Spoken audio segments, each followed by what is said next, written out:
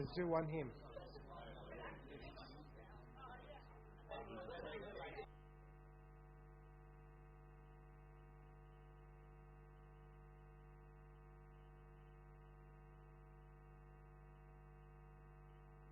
Requests.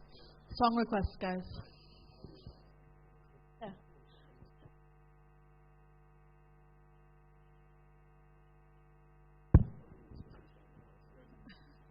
Well, what should we sing? I don't know.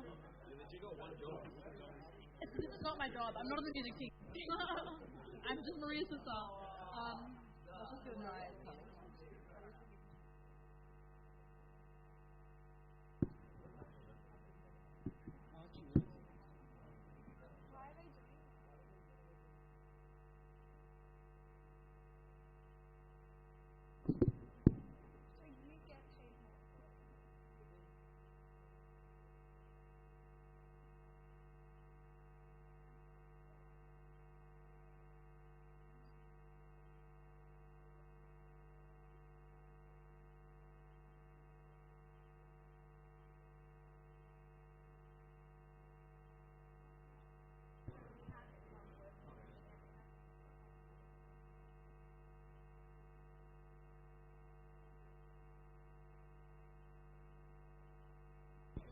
Who's Kira?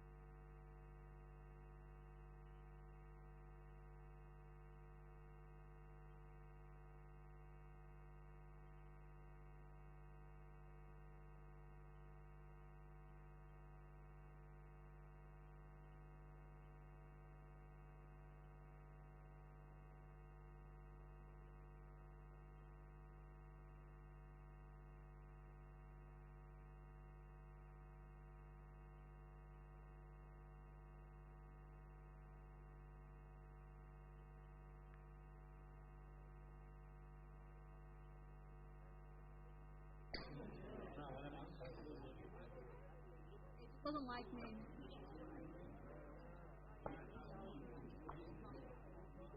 Yeah, it's just not connecting.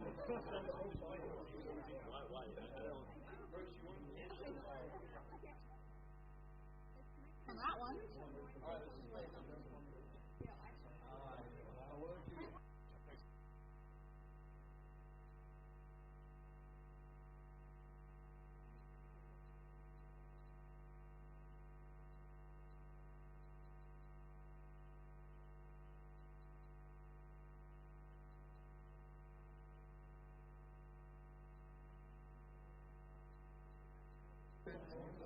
So I didn't bring 3. I brought 2. Why did you just bring water?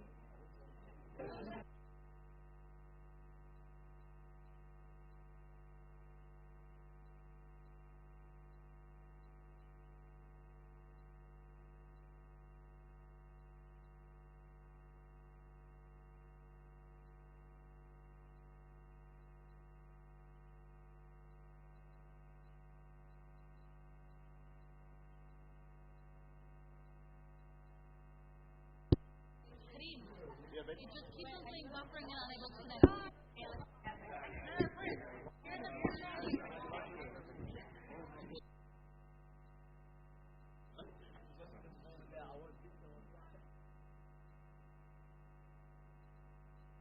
We're just going to sit next to each other.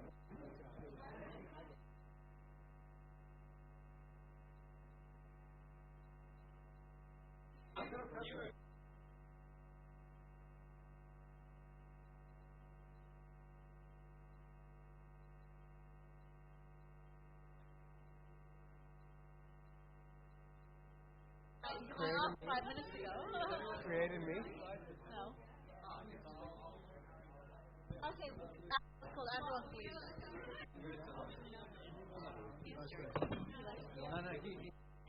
No,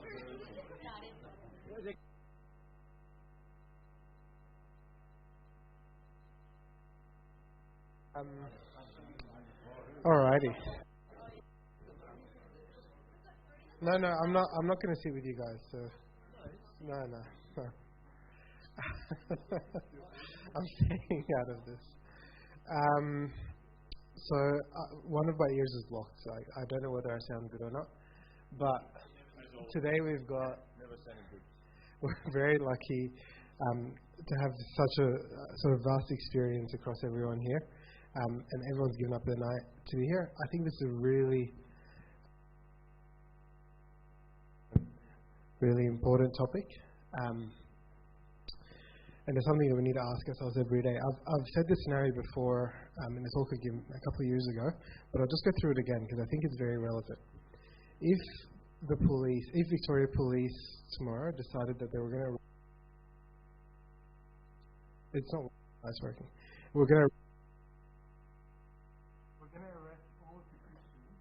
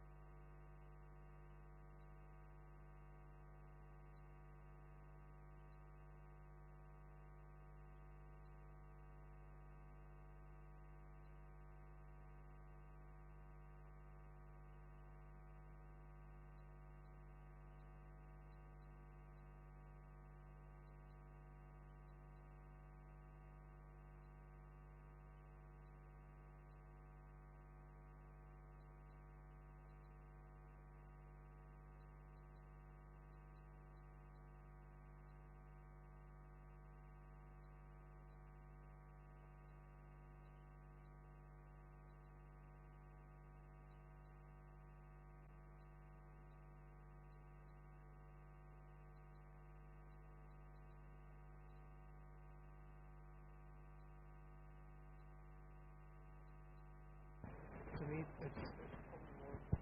it's probably more important.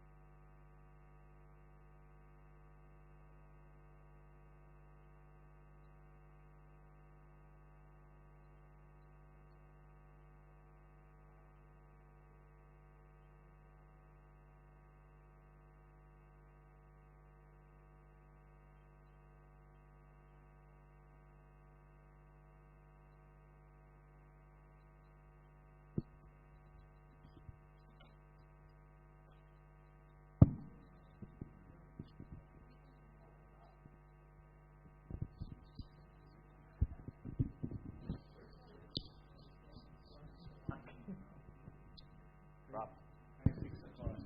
Oh my gosh. Oh, you feel Well, so. luckily we don't really need to slide.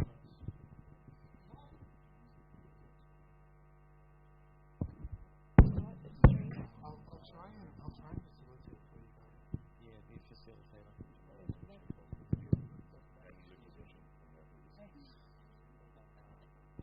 Shout out to Luke.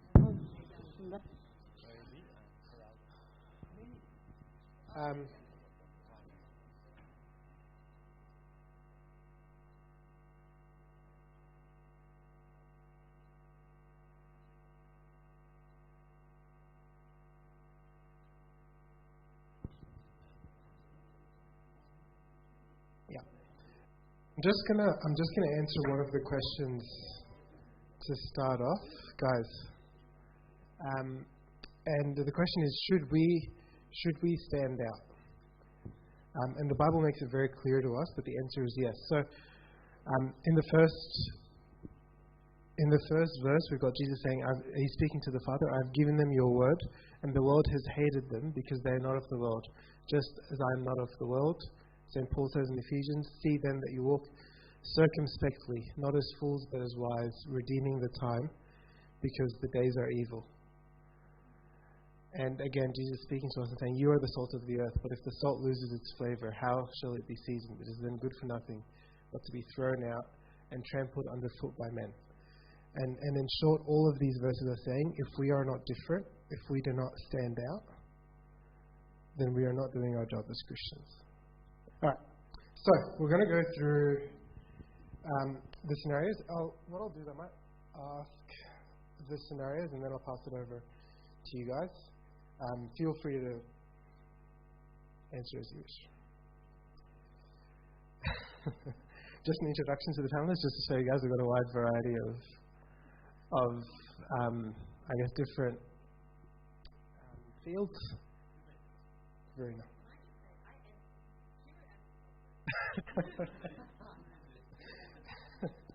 All right. We'll start easy. You're at work. Oh, I think it's easy. Might not be. You're at work or uni, and there's a function where they provide free lunch. You're currently fasting, and people are asking why you are not eating. If you are not eating. If you're eating, ignore this question.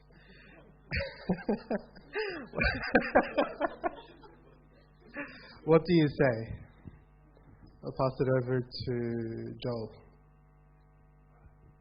Funny story, this actually already happened to me. So it's been like 3 months that I've started now, 4 months.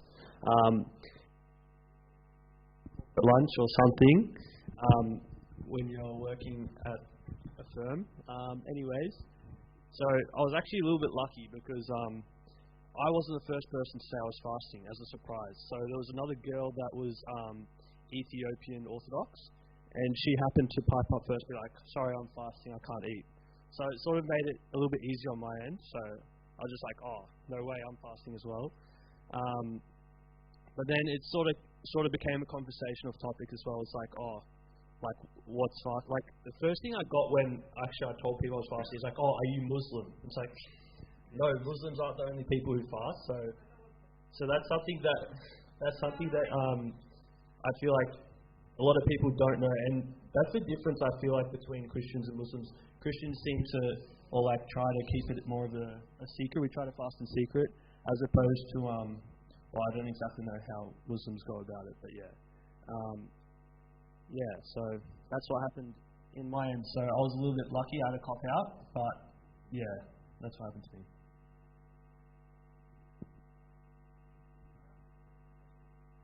Go ahead. So Jesus tells us obviously to fast in secret and not to show others. So does that mean it's wrong if I tell people that I'm fasting? That's a tough question. Not necessarily, I guess. I feel like it comes down to whether you can explain why you're fasting. I feel like that might be the harder part, because if you don't know what you're fasting for or why you're fasting, then it's hard to explain it to someone who's going to have no idea what you're talking about. But yeah, I don't think it's necessarily wrong to tell them that you're not fasting. Yeah. More like if you're boasting about fasting, saying, look at me, I'm so good at fasting. I think that would be when that's relevant.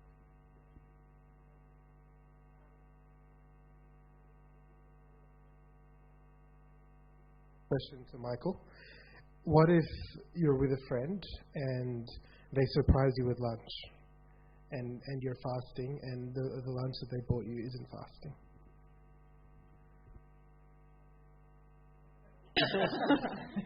I buy people lunch, so I decide. هو ما فيش مايكروفون واحد شغال. Okay, well that's actually not too hard. That's pretty easy. Like if it depends if it's got bread in it or whatever, I'll eat whatever's fasting from it and not the other stuff. And it's all about whether you're proud to be a Christian or not. It's not people know that Muslims are fasting because not because they boast about the fasting, but they boast about being Muslim, and they sell the fact that. Well, they don't sell it, but not willingly. But in a way, they sell their Islam as if it's the way to be, strict and to not have alcohol and all these are seen as positives by a society that normally sees alcohol, for example, as fine and eating whatever you like as fine, but for some reason when they look at Muslims and how strict they are and all that, they kind of appreciate it. It's also to do with the fact that they're a minority, and a minority is always it's a leftist kind of idea as well from the West. But what we should imitate the Muslims in doing is being proud of who they are. I see guys, leaving, a clinic or whatever and going to pray in the prayer room for during lunchtime or whatever, because they have 5 prayers during the day. We have 7. None of us do that. And they don't even know that we have 7. So even my Muslim friends have no idea that we have the same, or even more. So I think we should just be proud that we're Christians and display it in whatever way is necessary, not to show off, like Ben said. You're not showing off. So I'd say, look, I thank you so much. That's really nice. If someone else can have it, they can have it. But look, I'm not eating this because I'm fasting. Oh, what for? It's Lent. Oh, yeah, sorry. And then if it's sort of Christmas, they go, oh, but isn't Lent over? We've got another. It's 40 days. We do like about 200 days a year. It's actually very good. And if you think about it, and I go into the things that they won't understand. It's actually, if you think about it, being vegan and eating fish, it's actually very healthy. So in a way, it's in vogue these days. So there's nothing to be embarrassed about now. Maybe before, when people weren't doing keto and all the different fasts, and vegan wasn't a very cool thing, then maybe you would have had to go, oh, I'm actually fasting. That means I don't eat this, this, and this. But everyone knows what it is. So I don't think it's such a big deal now. So I would just be honest. No, I'm not eating this, and I'd eat whatever. Boftek, siam, yeah, macaron, of course. But do you know the story about the monk that was that had some people over, and he used to live on his own and fast, for days. And during Lent, he had people over, so he actually cooked some stuff that made them some meat and ate with them. And people around him were like, this is Lent, you're eating this, and he goes, well, love for these people is much more important than my discipline. And then he fasted like a week or whatever because of that. I don't know the exact story, but it depends on the situation. So I think, Michael, I really agree. I think either way you can't. I think either way, if your mentality is right, you can't go wrong. If you tell them you're fasting and it's a chance for you to share more about your faith, and then you don't eat, and do it in a very respectful way, then I think there's benefit for both of you. But then again, if you don't want to embarrass them, and you just eat with them as a show of love, I also think that's correct. Like I remember we were doing visitations with Sunday school a few years ago, and we went on a Wednesday, and Tante was like, oh, I'm going to cook you guys dinner. And we walk in, and we were with a Buna, and we walk in, and it's chicken, and everyone ate. Because we're not going to sit there and be like, oh, you guys aren't that good, you're not fasting Wednesdays. If I'm coming from an angle of, I want to get the moral high ground, I'm better than you, I'm fasting, I don't eat this stuff during this time, that's wrong. But if I'm coming from an angle of love, whether it's sharing the faith or whether it's not embarrassing someone, I think that's a really good way to approach it. Thank you, Michael. Any questions about that scenario? Shall we move on? We'll get to that one at the end. Shall we move on? Yes, thumbs up.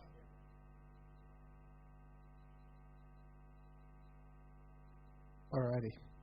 It's a Friday afternoon after a long week. Word on the street is everyone's going to this nice bar after work or uni. What do you do? Pass it on to Maddie.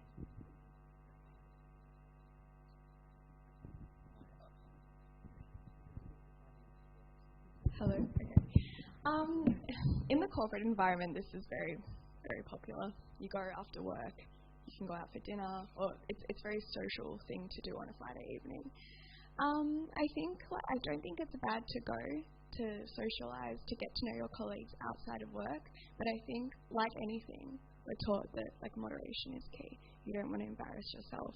You don't want to do something that you might regret, and we're not told to get drunk.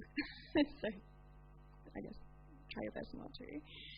But yeah, like I don't think it would hurt to have a glass, but you shouldn't. Yeah, again, like similar to what was said before, is you can go if you want to go, and you can explain if you're fasting, you don't really want to. You don't want to be in that environment during, say, Lent. Like, people are understanding. You just kind of have to communicate that with them.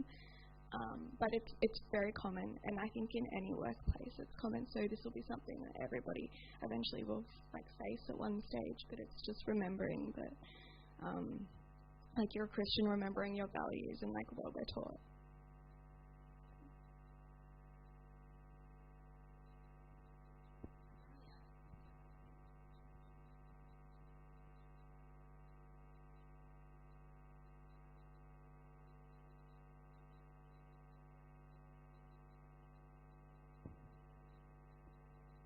I did 2 nights ago, and I said I'll drink water. That's it. Yeah.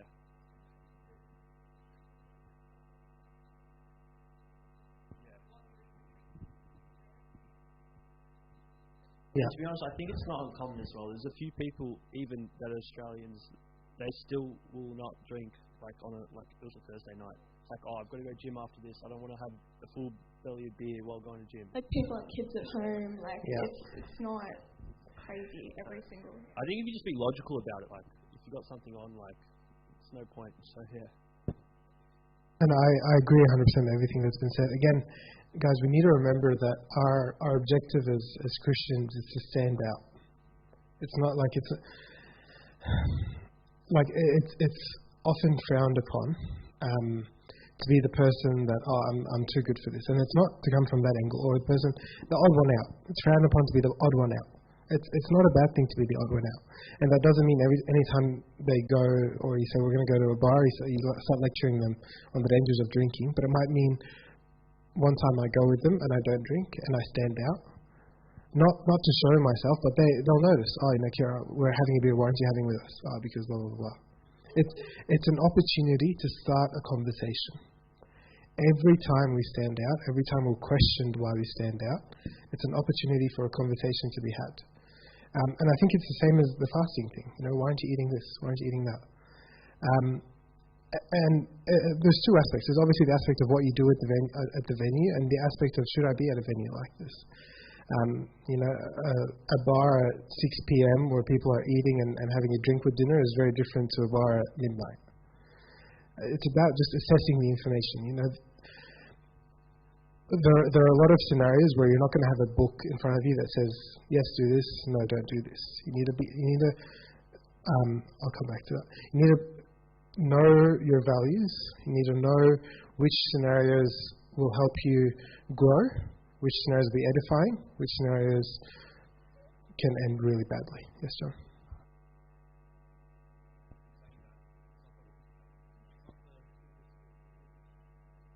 In saying that, having one drink after a long week with everyone just to socialise isn't, it's not haram. But if you have it with moderation, and again, especially if they know you're Christians, it gives Christianity a bad look if people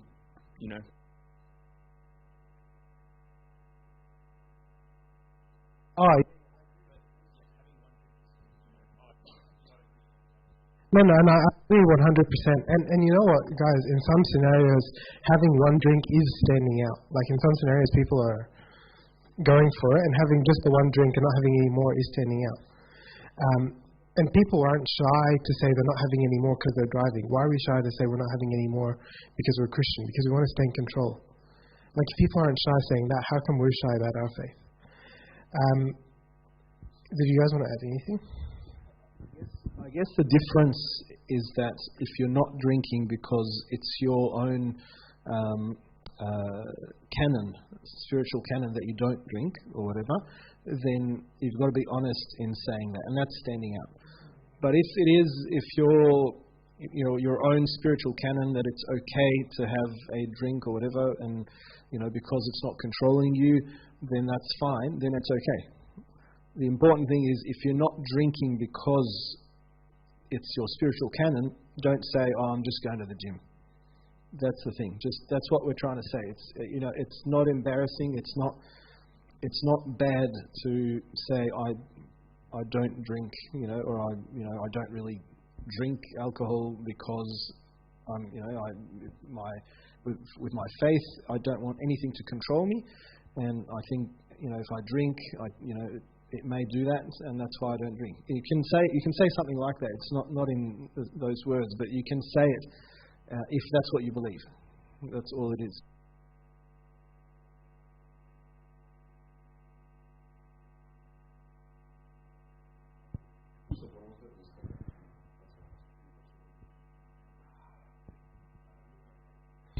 Does anybody have any? Well, Matthew will answer all the questions at the end. About the, yep.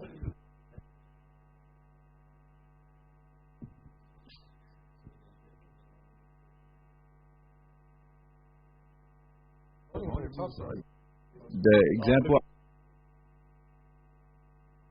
recently, someone who's Jewish in my course got special consideration for going to be placed rurally because he can't drive on a Friday night, or has precautions around the Sabbath. So a few of us were talking about this guy follows the Sabbath very strictly, but then it seems like other rules of his faith he doesn't follow strictly.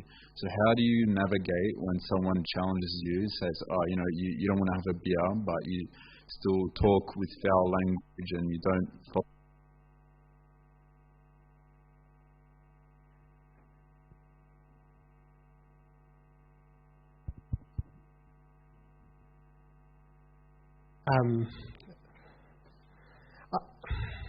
Look, I'm not going to answer the question, but I think when that happens, it's a good time to, and I've had this happen to me personally, it's a good time to look in the mirror. It's a good time for us to assess ourselves and say, okay, even the non-Christian people are telling me I'm not following my Christian behavior. But I don't know how to answer that question.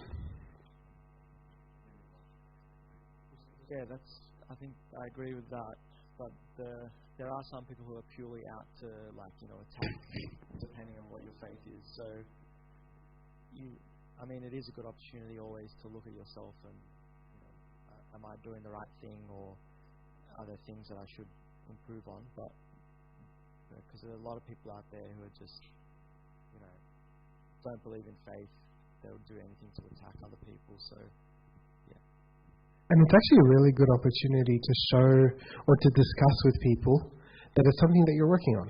And to show people that the church isn't just a place for people who are perfect, it's a place for people who are improving. That's not to say that you revel in the wrong things that they're calling you out on, but it's a good opportunity to say, okay, well, you know what, you're right. It's something that I've been trying to work on. But I know that my faith doesn't only accept me if I'm perfect. My faith accepts me as a work in progress. Yeah? That's a really good question, Anthony. It's something I've faced personally. Shall we move on to the next scenario? Okay, the follow-up question. If there's a party and they're planning to get drunk, do you go? Again, a bar at 6 p.m. with dinner involved and one drink, a party where the plan is to get drunk. Even if you tell yourself, I'm not going to drink, I'm just going to go because I want to spend time with my friends. How realistic are you going to be? How realistic is that? And even if you don't drink, is that an environment that you want to surround yourself with? Alrighty. In a weekly sports betting or Lotto competition, do you get involved? Benny, do you want this one? I don't really follow footy or anything, so I never get involved anyway. But I wouldn't personally. I don't know if it's me, just not. But if there's money involved, money involved, there usually is. Sorry.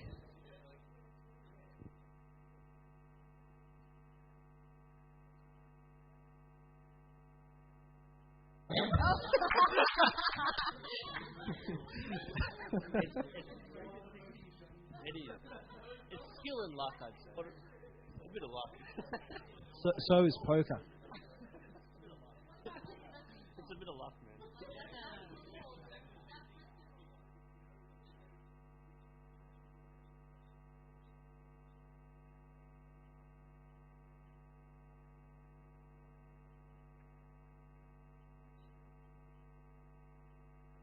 Whereas Lotto is just pure luck, so you don't participate. Is that? Okay. All right. So what you're saying is that you're defining. You're just saying the definition. So you don't gamble, but you're saying that, for example, the stock market is not gambling. The footy tipping is not gambling because it's got some sort of. Okay, I don't think this is the forum to discuss whether that's gambling or not. But I'm not going to argue with you whether it is or not. But what do you do if you directly are asked? I guess this is the question for tonight. So we're doing Lotto or group lottery or whatever. Are you going to participate? And why not? And how would you answer it? Like what's the way to? I think, for example, if my manager came up to me and said, we're all putting $10 in for a lottery ticket, I think she'd understand if I said, no, look, I don't believe in that, and explain to her why. I think another interesting thing is, often when you're in the city or you're working somewhere, they may say, let's go to Crown, after a work event or something. And that's similar to the last question, whereas you just don't want to put yourself into that situation. Yes, if you don't gamble, if you don't drink, you can still, essentially still socialize, but it's very hard to go into a situation like that and not gossip about co-workers or not potentially do things which do lead to sinning. So it's just how much you trust yourself and how much self-control you have in a situation like that. I think on top of self-control as well, there's a verse that says, I'm going to heavily paraphrase this, but let him who stand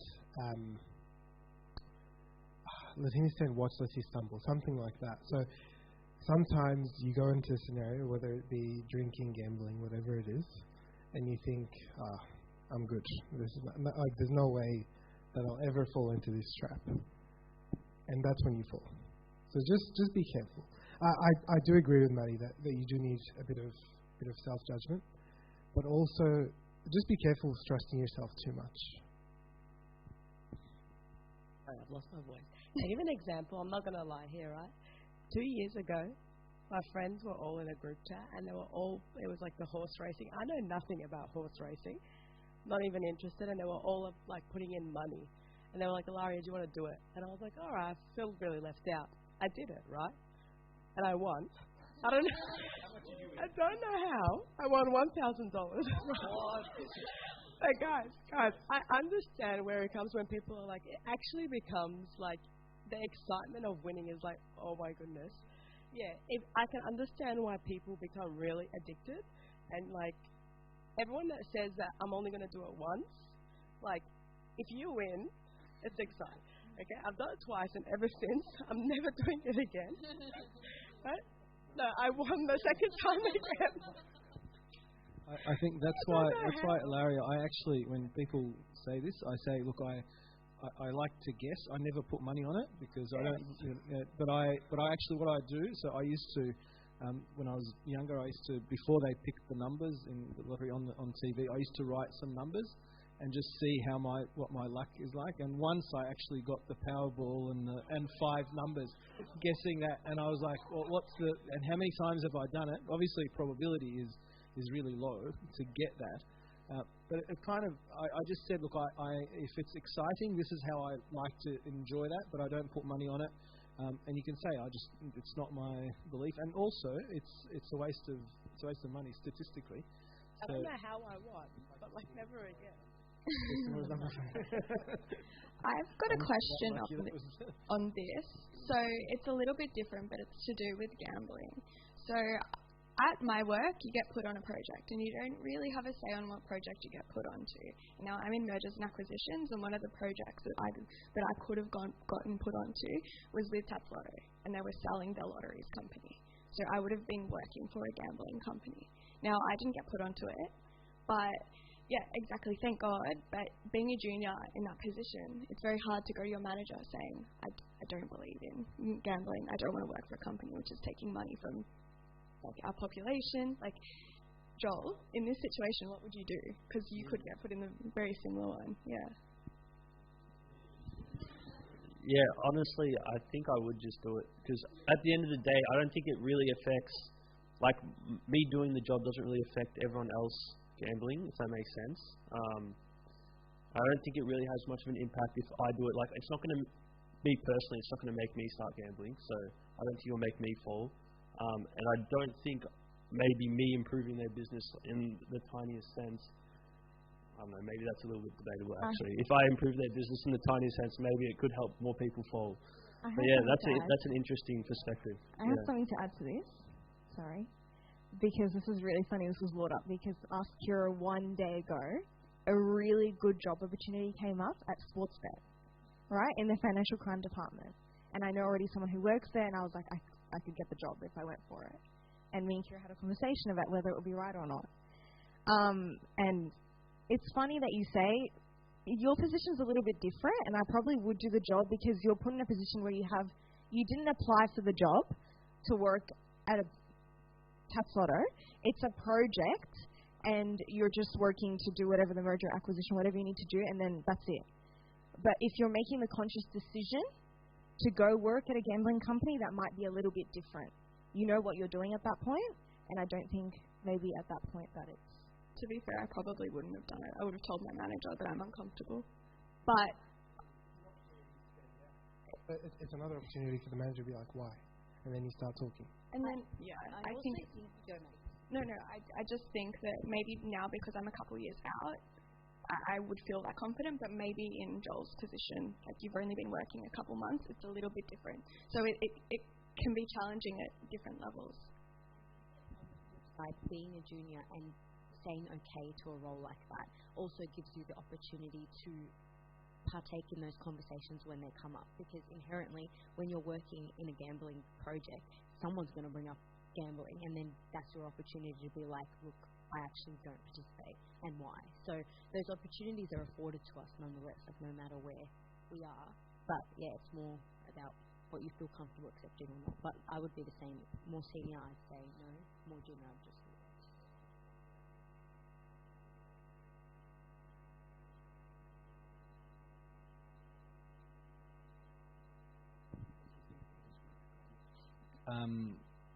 Maybe I'm a heathen or something, but I'm going to disagree a little bit because I don't know. It's like you doing your job is not enabling or promoting any of the wrong behaviors. It's like saying I'm an accountant for a cigarette company, therefore I am a bad person.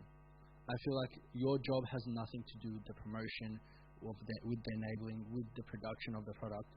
You're doing your job in your department.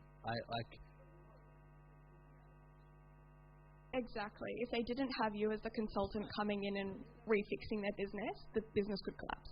Okay, can I flip it then? What if the CEO of a cigarette company came into your clinic and wanted you to fix their teeth? Are you enabling them?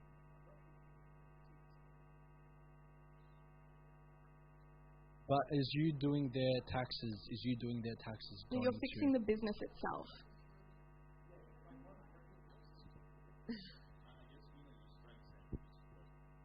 Like it's not professional and personal aren't. No, but then you can say the same thing about terminations of pregnancies or abortions. You're just doing a job, but you don't believe as a Christian. That's very true. That's very true. Shall we move on? Yeah, let's move on. I think that was a really, really good discussion. Ooh, okay. Alrighty. Guys, come on track. This is really good. Well, one thing back, we'll go through the scenario. Alrighty. Your friends are talking about how much they hate a colleague that you also dislike. What do you do? Who wants to take this one? Benny? I face this very often at work. It's a very it can be a very toxic environment, and sometimes I catch myself in the situation where I'm talking about other people, and sometimes I use it to validate if what I'm feeling about this person is, if it's aligned with other people. But at the end of the day, it's still gossiping and talking about someone badly.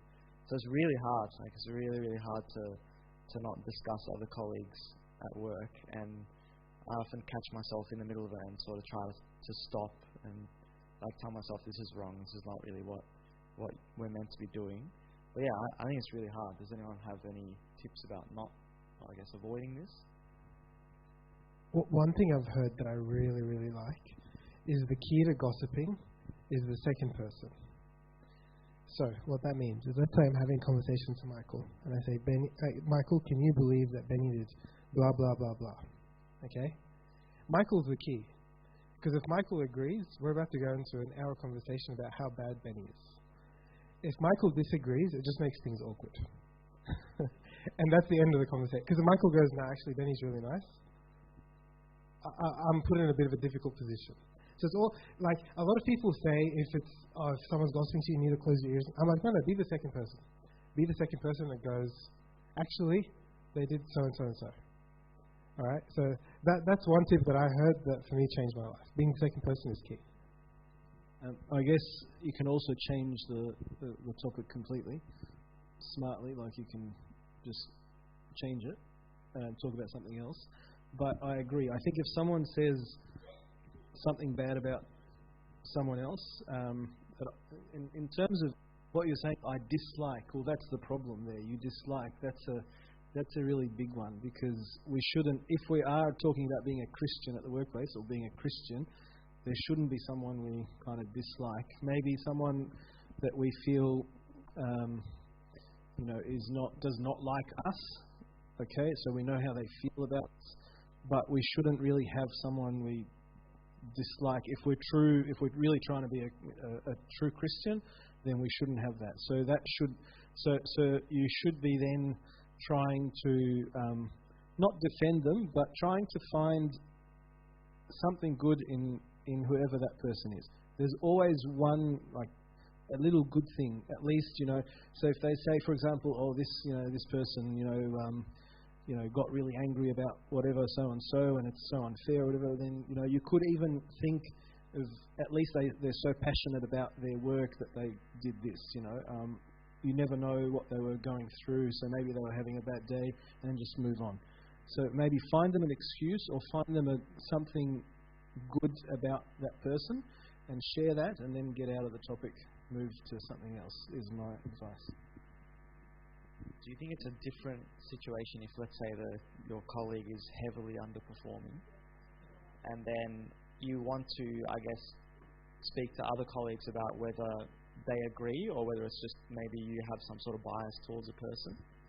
I find that's a really tricky situation when I've had colleagues who are maybe not doing their job properly, and I don't know whether I'm just... I think it depends on whether your position is, if they're your colleague, your peer, it's not really your position to say they're underperforming.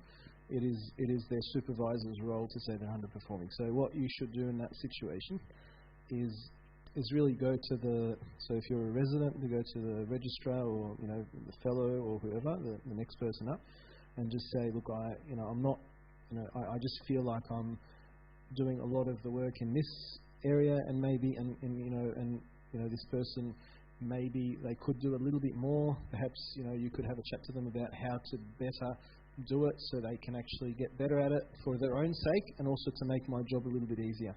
So do it in a way that's, again, not so negative, rather than going to someone who's in charge and going, well, look, I'm doing all the work, this guy's slacking off and sort of, doing nothing, and so kind of boasting about yourself. Yeah, so do it like a constructive criticism. Don't go up to them and say, I don't think you're performing very well, unless it's your role to do that. When it's your role to do that, it is very difficult, but you have to do it so that you can improve them and get them to do the right job. So. With these little difficult situations where you might not know what to do, the what would Jesus do type thing, like obviously it's hard to think what would Jesus do unless you have like a really amazing relationship with him. But like what I try and think of, and it's bad. Obviously, I don't have any bias or anything like that. But I always try and look up to, like I have people that I look up to. For example, like one of the Abunas or one of the whatever. And I think, what would this Abuna do? Like I would think, for example, what would Abuna Jonathan do if he was in this situation? If he had a co-worker that, because like I love Abuna Jonathan. I feel like he has a really good idea of how to act in these sort of situations. He loves everyone, yada yada yada. So, what would he do in this situation if he found that he was working with someone in the like he was in the workplace and someone was underperforming? I trust that he loves everyone. I trust that he loves his co-workers and whatever. I feel like he's very emblematic of that. So, what would he do if he found himself in that situation? And then I would try my best to like mimic that sort of action, whatever that might be. In another situation, it might be might be Kieranazim. Unlikely, but like as in, it might be as in I try and apply someone that I look up to into every situation and think what would they do, because I respect that aspect of of their character. I really, really like it, but it's just very dangerous territory. It's very dangerous territory because that person will do something that they weren't meant to do, and then you'll use that to justify your own bad behavior.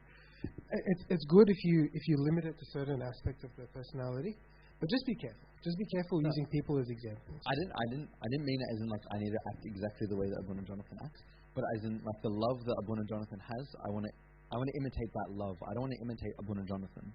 I don't want to be Abuna Jonathan. Okay, everyone's got their their issues, obviously, and I'm not trying to be anyone else. But as in, I think that he is he shows love in a lot of great ways. I want to show that same love in that same capacity. I really, really like it. Actually, that's a great piece of advice. Shall we move on to the next scenario?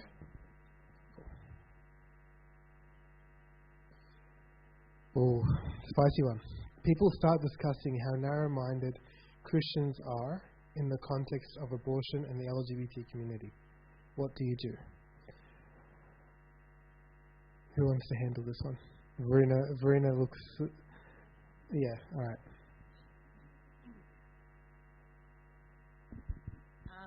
I think the first part of going about this is actually identifying like what whoever this other person is, like what they're trying to get out of you.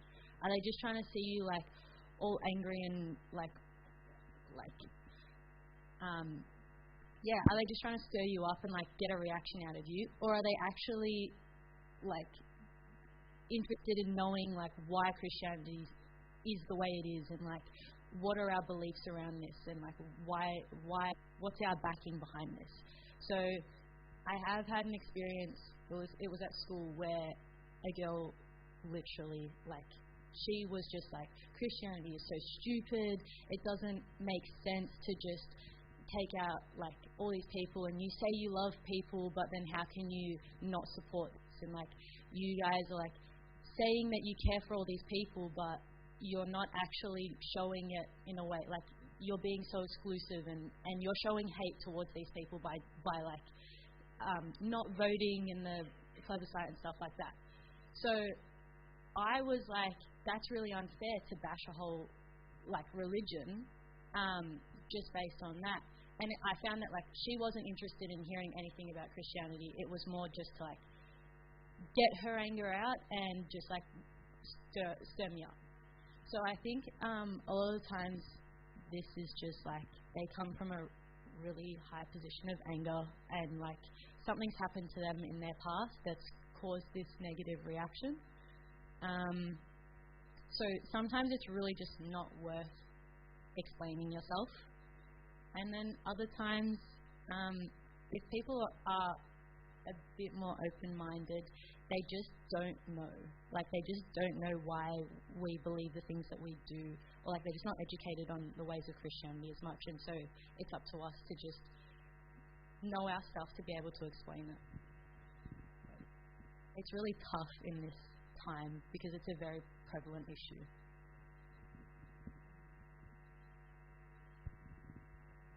personally, in this situation, I wouldn't entertain any of it. Like it says, people are discussing. I'm not part of discussion. Like I won't be there.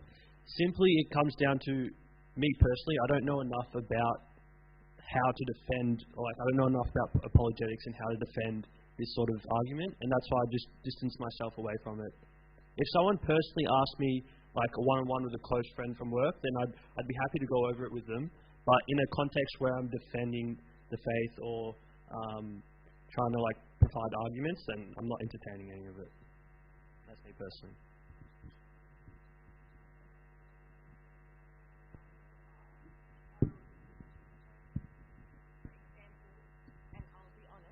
I do this all the time. Yes, I don't get drunk, but I always use a different excuse. I say it's because I'm driving, or I say any other excuse I can think of, because I'm scared of a conversation like this opening up. And I don't want to deal with it. So that's the reason why I do that. Okay, I can talk about this for hours, but I'm actually kind of looking forward to a conversation like this in a proper argument with someone who's open-minded. So I agree with Verena that if someone's just attacking you for being a Christian, your response is to love your enemies, which is a hard thing to do unless you really ask God to help you to do it. Okay, so in response, this is where sort of like Andrew was saying, what to do. Seriously, what would Jesus do in this situation if you're sort of attacking him? No, he loved sinners, but not the sin, right? And the way he loved them made them really, know that he's very special. Okay, and when you deal with people, so if this is someone who you don't really know, right, and they're just attacking, Christianity, and there is an opportunity for you to explain to them what Christianity really is, then you've got to, then you use sort of skills of argument. Like, for example, what's so narrow-minded about Christianity? So you ask them questions, you find out, okay? But if they're just angry and they just want to be angry, then I agree, you don't really have to engage in that conversation. If they're engaging in that discussion because they really want to understand, that's a different story, and you should know how to answer it. It's actually not too hard, because this is all about inclusion, correct? Tolerance. So it's all about inclusion and tolerance and freedom of speech, etc. So if someone asks me about why don't you sort of do you want the sticker for the pride flag or whatever, and I would say my words, I would say I don't want it because I don't subscribe to that ideology. Now they're big words. I can say I don't agree with everything that this stands for, because although it started as accepting people for who they are and being really inclusive and loving everyone, it's actually turned around to be something completely different, and it's got a political agenda. It's very leftist. It excludes people by definition. At least it excludes all right-wing people who think and they should be included. Your modified rainbow flag has a white bit, and you keep modifying and adding colours because you want to include more people. And this whole idea of inclusion, etc., where does it come from? If there is a God, then in fact, if you actually know your history, then it is Christianity that introduced equality to people based on the fact that we're all created in God's image.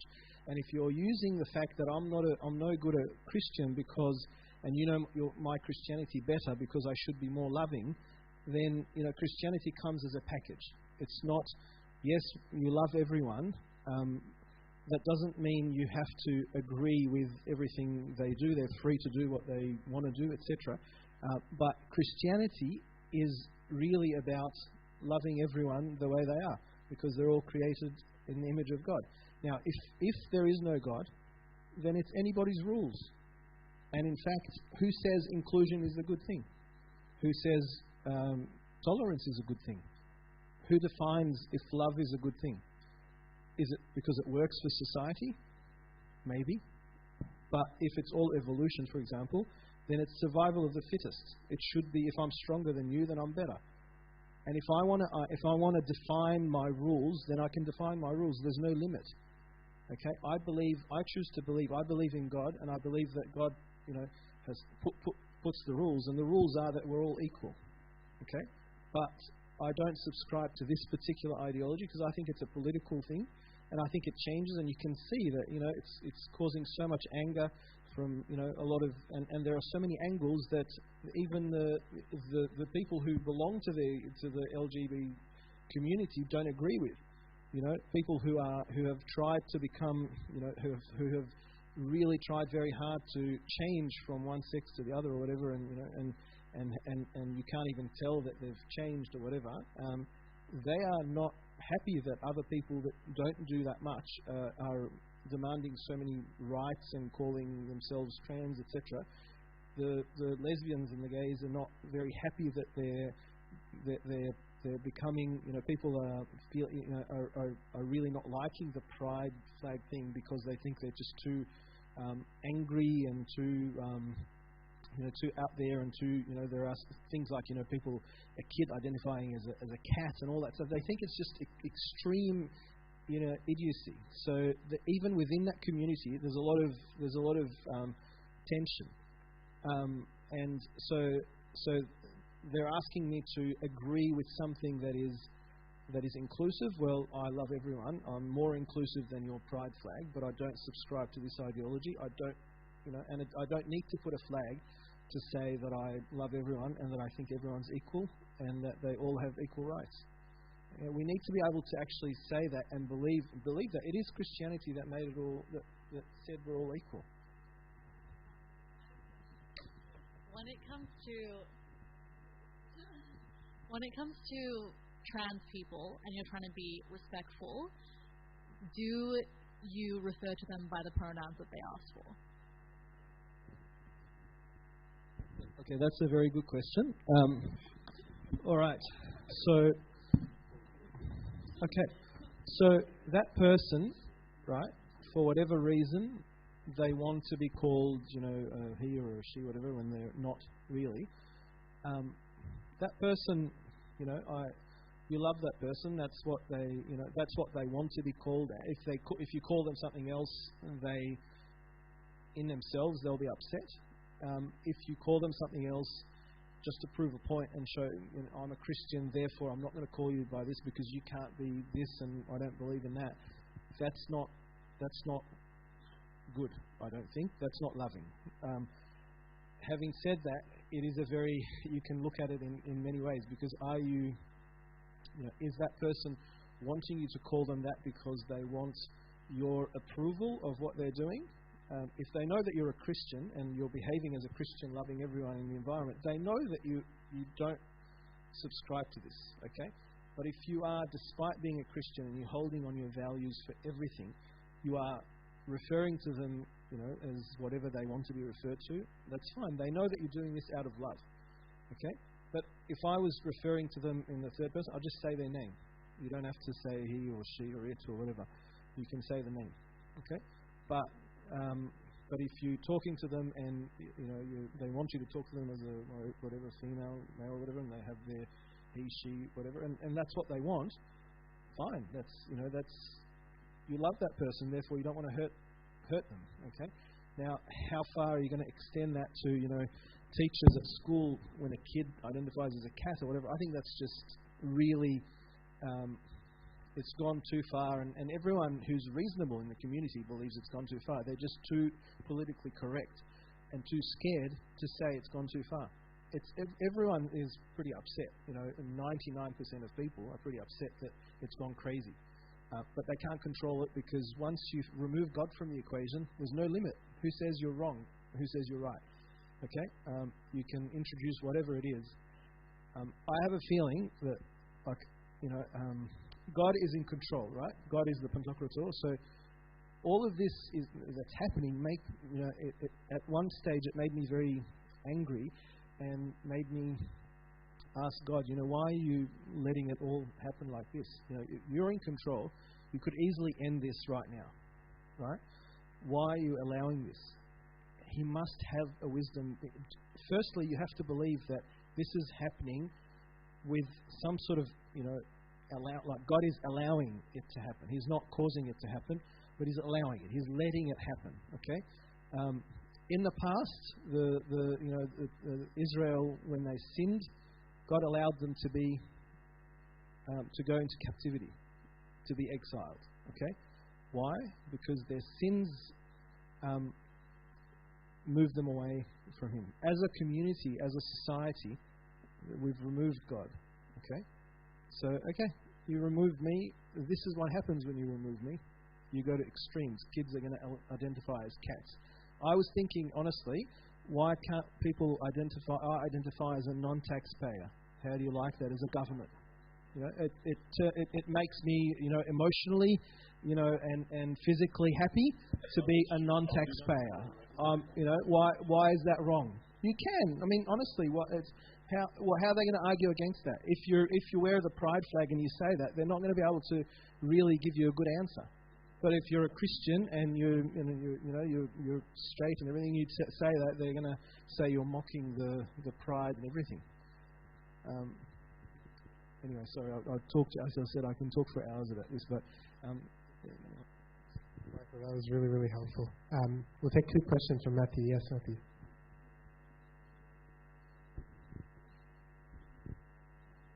I think this is not about drink. It's not about the fighting. What this is about is control. That's what it's about. But that's one thing that the devil's doing. He allows people is to take a sip. This is the problem. This is actually the problem. This is the devil. He wants everyone to drink. So that's the problem. You're right. You're 100% right, Matthew. I agree.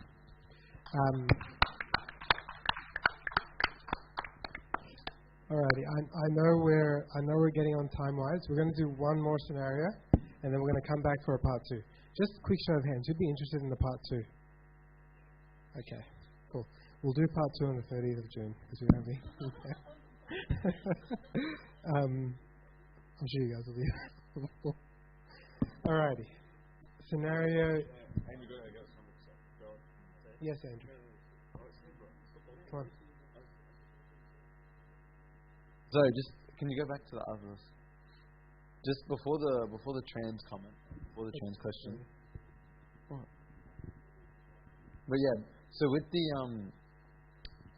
the like confronting conversation that was brought up, I think there's two things. So firstly, I don't think every opportunity is a real opportunity to start preaching or Bible bashing or anything like that. You need to really pick your times. Like I live on college. I have dinner with a group, with my friendship group. And if someone was to say, or when someone has said something at dinner, I don't think that that's an appropriate time for me to start, preaching to the whole table. What I do and what I think we should do at least is, don't say anything and be, humble and be, a bit meek and just quiet, and then go home, and when you pray at night, pray, just say a line for that person. And just say, God, I hope that, that you can come into this person and alter their mind or whatever. If it is an opportunity, if you do think that, okay, this is an opportunity where it's not going to cause, it's not going to humiliate them, or it's not going to hurt anyone, it's not going to devolve into, a big argument or a big issue, and you see it as an opportunity, go for it. I think 100% you should definitely defend your faith. And I think, the best way to do it in this sort of very complicated confrontational issue is just what Michael was saying, that if you're going to set a moral law, then you have to name the lawgiver.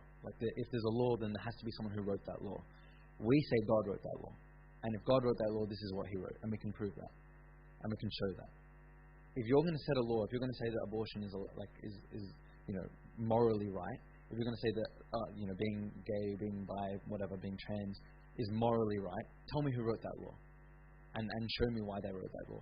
Because otherwise, because there are people everywhere who do all sorts of things. There's people in the world that believe that they can eat dead people, humans, that they can dissect female genitalia, so stuff like that. So there's all sorts of there's a huge moral spectrum of what's right and what's wrong. But in order for it to be right and wrong, there needs to be a law, and if there's a law, there has to be a lawgiver, and that's the way that I feel like I would at least try and attack that argument. But again, it goes back to you don't say that if it's not the appropriate time to say that. If it's not the appropriate time, it's all about it's about humility, which is what Christ did. Christ, when he was questioned and whatever, he was silent. He was silent when he was questioned, he was spat on, he was whatever. Let that happen. There's nothing wrong about being persecuted. Nothing in our faith says that we shouldn't be persecuted. We don't always have to, talk up and give up an argument. When it is the opportunity, use that opportunity. When it's not, pray and just be silent and pray. Thanks, Andrew. I think that's very good. But the number one thing, though, as a Christian, is to show people love. If that is you, you will be loved and respected at work, no matter what. And you will not get into these conversations will not happen because people actually love you. They don't want to put you in a difficult situation. They know you're a Christian. They respect you. But that's if you genuinely, truly love everyone and go out of your way to help them and serve them. If you do that, you will be supported if you reflect Christ, basically. So you need to reflect Christ. And I was thinking, what are the, can we make like an acronym? Everything in medicine has acronyms and things to make it easier for exams and things. So I was thinking reflect Christ, R, respect, E, empathize with others. And I thought for F it would be a really good one, fear not, or fear the right person to fear. Now, I think it's really important for that fear factor that we fear God and not people. So you stand up for what you believe in and don't be scared. It's not to pick fights, but you have to fear the right person. So don't drop your principles or run away from being a Christian because you're going to be persecuted. Because if you're persecuted, God has allowed it to happen, and blessed are you, according to Jesus. And what's the maximum persecution? Death, welcome, martyrdom. That's what makes us strong as Christians. That's what made Christians strong, in the first 300 years. And if it wasn't for their blood, we wouldn't believe, for example, that the resurrection happened. Because we know it happened because all these people who witnessed the resurrection were ready to die. And I feel that God is allowing some sort of age of persecution now, so that in 100 years, if humanity survives that long, kids can look at, they won't look at the first 300 years. They'll look at the videos that are everywhere on social media of people who are being martyred, like the martyrs of Libya, etc., for their faith. They won't believe it unless they see it. And I reckon God is allowing some persecution to his children these days so that it is put as evidence for future generations, like our first 300 years were for us. So if persecution comes, welcome. If they lose my job, I lose my job. He'll provide. Okay. Thank you, Michael. I think we'll pause it here. We'll continue in a couple of. Did we have any more questions about any of the 5 scenarios we discussed today? All right. Look, if you were asleep for the last hour, the one take-home message that I think is very important for all of us to keep in mind is it's not a bad thing to stand out. If anything, our role as Christians is to stand out, and every time we stand out and people question it, it's an opportunity for us to save a life. Okay, it's an opportunity. I'm not saying you start Bible bashing, but it's an opportunity to answer questions about our faith. It's an opportunity to maybe show people the way that we know. Glory be to God forever. Amen. Mina, announcements? Verena? So thank you to the panel members for today and Youre for hosting.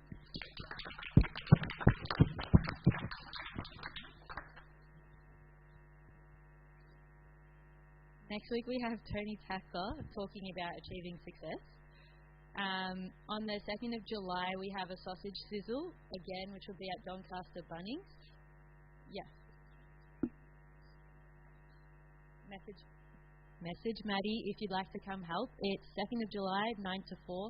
We split it into 2 shifts, so if you can come even for a couple hours, please do. Like, any helping hands are helpful. Make sure to sign up for camp. Early bird discounts. I'm pretty sure there's 1 week left of early bird discounts. Come on, half of you are like poor uni students. Take advantage. It will then be just for a little bit more, so you've got some time, but camp is 4th to the 6th of August. Merch is back. We have the same merch designs and colours. Mina will be taking orders. If you just want to approach Mina. We're not going to have samples to try on. We hope you just know your size from last time. Thursday liturgies are also back on. We're looking a bit low on numbers. It's the best liturgy, guys. 5 to 7 a.m. on Thursdays. We go out for coffee and breakfast after as well, so it's great koinonia. Especially if you're a deacon. Hey, the deacons are improving dramatically. It's really good. Finally, Andrew, don't make me. Andrew came at 6:55 this Thursday.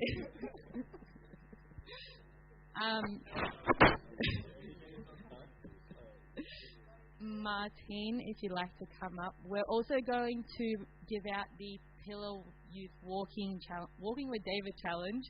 Yes, we've got our prizes for the top 3 people, plus the people who posted a contemplation. So...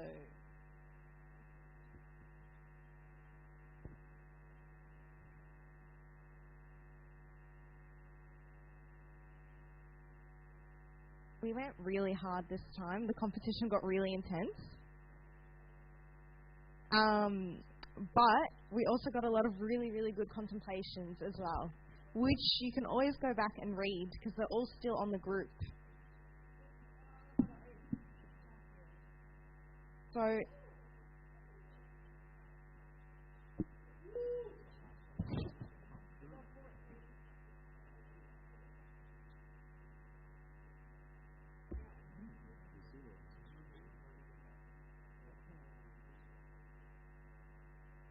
This was also the most amount of steps we've ever done in any walking challenge that we've had so far.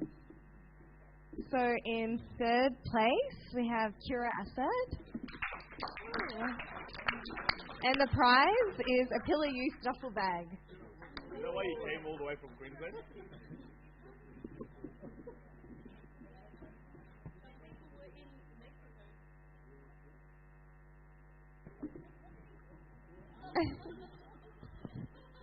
In 2nd place, we have Ben Barsoom.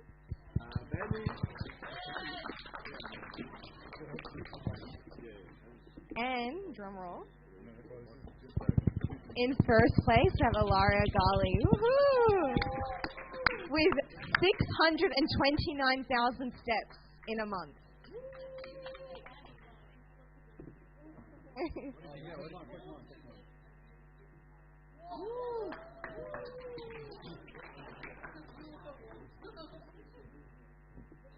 Okay.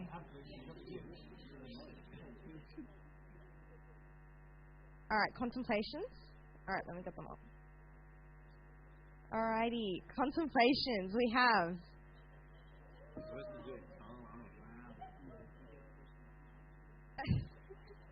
This is what you miss out on if you don't post the contemplation. Designing it, yes. So we have Joel.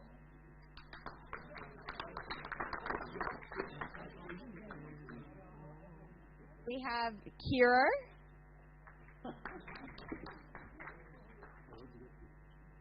We have Mon.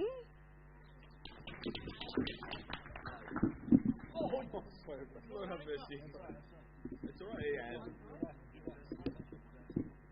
Have Verena.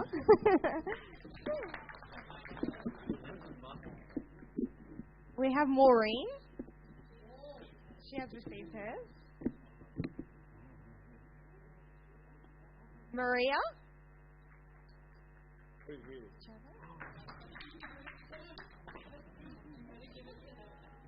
And that's it. That's it. Thank you for everyone who participated. We'll have another one soon. And then maybe this is motivation to post the contemplation next time. I'm not here no. Do it now.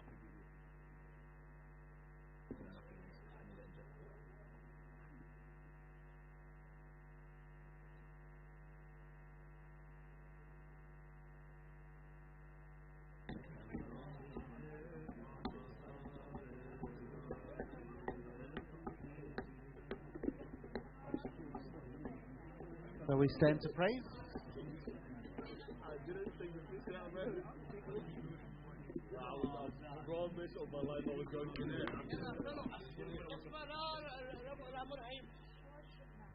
Name of the Father, Son, the Holy Spirit, one God, amen. O Lord, hear us as we pray thankfully, saying, Our Father, who art in heaven, hallowed be thy name. Thy kingdom come, thy will be done on earth as it is in heaven. Give us this day our daily bread, and forgive us our trespasses, as we forgive those who trespass against us. And lead us not into temptation, but deliver us from evil.